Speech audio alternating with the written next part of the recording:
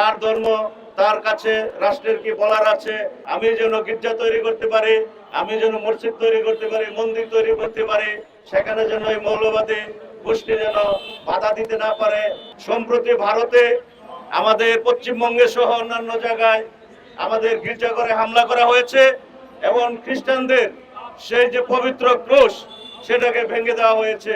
রামের মূর্তিতে যেভাবে জুতা পেটা করা হয়েছে এবং এই কাজে যারা বাধা দিচ্ছে একটি মৌলবাদী গোষ্ঠী, আমরা তাদের অতি সত্বর দ্রুত বিচারের দাবি জানাচ্ছে যে বর্তমান সরকারকে এই দায়িত্বে ক্ষমতায় আসার জন্য হিন্দু বৌদ্ধ খ্রিস্টানদের একটি উল্লেখযোগ্য ভূমিকা ছিল এবং সেটা সরকারও স্বীকার করেন। যার যার ধর্ম, যার যার ধর্মের রীতি অনুসারে তারা মূর্তি বানাবে, সেটা অন্য ধর্মের কোনো তাদের কথা থাকতে পারে না। সুতরাং সেখানে রাম মূর্তি বানানোর যে কাজ বন্ধ রয়েছে সেটা যেন অতি সত্বর সেখানে অনুমোদন দেওয়া হয় সরকারের পক্ষ থেকে।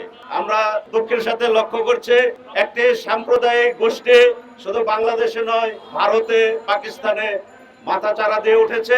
গতকাল আমরা বাংলাদেশ খ্রিস্টান অ্যাসোসিয়েশনের পক্ষ থেকেও সম্প্রতি ভারতে আমাদের পশ্চিমবঙ্গে সহ অন্যান্য জায়গায় আমাদের গির্জাঘরে হামলা করা হয়েছে এবং খ্রিস্টানদের সেই যে পবিত্র ক্রুশ সেটাকে ভেঙে দেওয়া হয়েছে এবং গতকাল আমরা এই প্রেস ক্লাবের সামনে এসে আমরা সেটা প্রতিবাদ করেছি।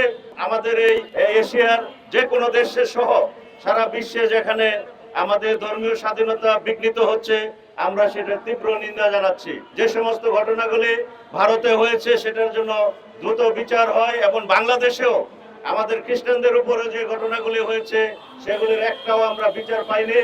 আমরা দ্রুত বিচার আইনে সেই ঘটনাগুলি বিচার করবেন।